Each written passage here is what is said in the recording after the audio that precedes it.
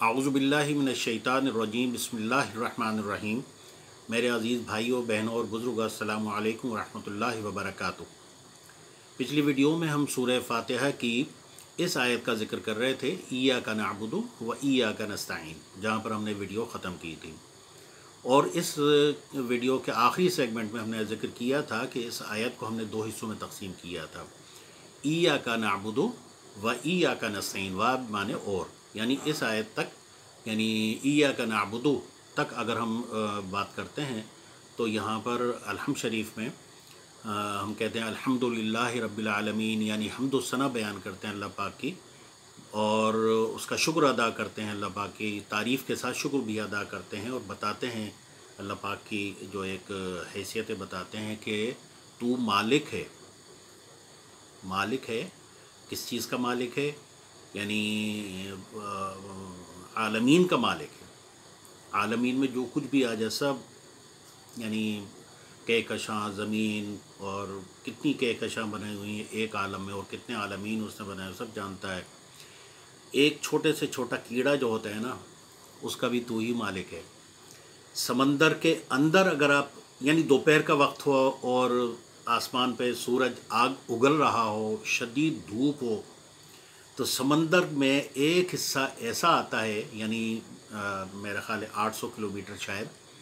उसके बाद एक हिस्सा ऐसा आता है, एक जगह ऐसी आती है जहाँ सूरज की किरणें नहीं पहुँच पाती, अंधेरा गुप होता है। वहाँ भी जो छोटी छोटी कीड़े मकोड़े मछलियाँ वगैरह जो होती हैं, उनकी पैदाइश करना, उनकी नस्ल आगे बढ़ाना, उन्हें खुराक देना, यानी अल्लाह पाक की ये भी सब कुछ अल्लाह पाक के इख्तियार में है और वही इसका मालिक है। फिर इसके बाद हमने बात की थी कि तू ही रहमान है, तू ही रहीम है, ठीक है जी। उसके बाद हमने बात की थी कि यौम-उद-दीन का जो मिल्कियत है वो भी तेरी है, यानी यौम हशर, यौम-उद-दीन, जिस दिन बदला दिया जाएगा, उसका भी मालिक तू ही है। मालिक मुख्तार है, जो चाहेगा वो करेगा।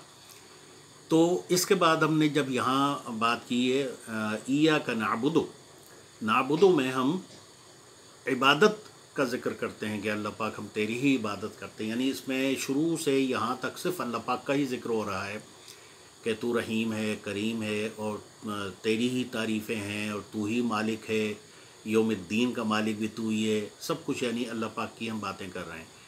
लेकिन इसके बाद जब हम बात करते हैं ना, नस्तईन से लेकर और आखिर तक हम सिर्फ मांगने की बात करते हैं कि अल्लाह पाक हम तुझसे ही मांगेंगे। उसके बाद इहदिनस सिरातल मुस्तकीम सिरातल लज़ीना अनअमता अलैहिम गैरिल मग़दूबी अलैहिम वलद्दाल्लीन। ये तमाम का तमाम समझ लें कि हमारी जो अल्लाह पाक से गुफ्तगू है वो मांगने वाली गुफ्तगू है, दुआइया गुफ्तगू है, मतलब कहने का ये है। तो अगर हम इसको हम देखें, हम बात करते हैं इय्याका नअबुदु, नअबुदु और वहाँ कहते हैं नस्तईन, नाबुदो और नस्तईन, तो ये फ़ेल मुज़ारे है। फ़ेल मुज़ारे का मतलब ये होता है कि जिसमें हाल और मुस्तक़बिल दोनों आ रहे हों। जब हाल मुस्तक़बिल दोनों आएंगे तो फ़ेल मुज़ारे में नाबुदो और नस्तईन, नाबुदो का मतलब ये होगा कि तेरी ही इबादत करते हैं और करते रहेंगे। नस्तईन, तुझसे ही मदद मांगते हैं और मांगते रहेंगे। यानी फ़ेल फ़ेल मुज़ारे का मतलब ये होता है कि जिसमें दोनों कहते हैं अदवार पाए जाए, हाल भी और मुस्तक़बिल भी।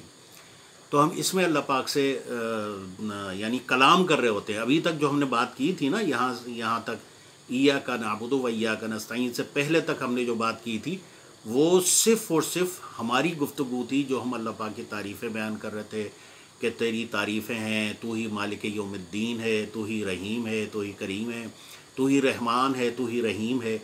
यहाँ पर फिर हमारी गुफ्तगू शुरू हो गई, यानी अब हम अल्लाह पाक को मुखातिब करके और कहते हैं कि या अल्लाह पाक हम तेरी ही इबादत करते हैं और करते रहेंगे, या अल्लाह पाक हम तुझसे ही मदद मांगते हैं और मांगते रहेंगे। यानी मुज़ारे की सूरत में फ़ेल मुज़ारे है ये कि जिसमें हाल और मुस्तक़बिल दोनों पाए जाते हों। अब यहाँ देखें, हम जब बात करते हैं कि तेरी ही इबादत करते हैं और करते रहेंगे, हाल में भी और मुस्तक़बिल में भी, तो इसमें देखें एक अहद भी पाया जा रहा है। यानी अहद का भी एक पोजीशन सामने आती है कि या अल्लाह पाक हम अहद करते हैं कि हम تیری ہی عبادت کرتے ہیں اور آئندہ بھی عہد کرتے ہیں کہ کرتے رہیں گے. تو اس میں عہد کا بھی ایک عنصر پایا جاتا ہے کہ ہم اللہ پاک سے عہد و پیما کرتے ہیں یا تجدید عہد کرتے ہیں اللہ پاک سے کہ اللہ پاک آج بھی ہم تیری ہی عبادت کرتے ہیں اور انشاءاللہ مستقبل میں بھی تیری عبادت کرتے رہیں گے. اور جب عبد کی بات آتی ہے تو عبد کا مطلب صرف نمازی نہیں ہوتی کہ نماز پڑھ لیا عبادت ہو گئی، قرآن مجید پڑھ لی عبادت تو اٹھنا بیٹھنا بھی عبادت، مسکرانا بھی عبادت، عوام کی خدمت کرنا وہ بھی عبادت، اللہ پاک کی مخلوق کی خدمت کرنا وہ بھی عبادت. قرآن مجید میں اللہ پاک فرماتا ہے وَتَأْكُلُونَ التُّرَاثَ أَكْلًا لَمًّا، کھا جاتے ہیں مال میراث کو، ہے نا جی.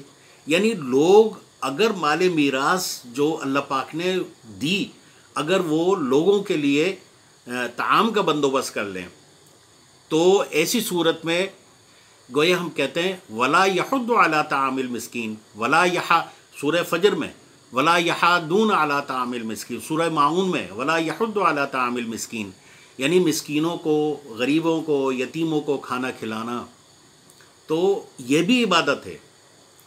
کسی کی مدد کر دینا وہ بھی عبادت ہے. سونا بھی عبادت، جاگنا بھی عبادت، بشرطِ نیت عبادت کی ہو.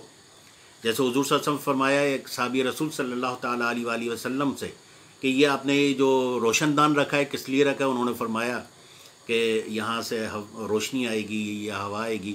تو حضور صلی اللہ علیہ وسلم فرماتے کاش آپ نیت کرتے کہ یہاں سے اذان کی آواز آئے گی.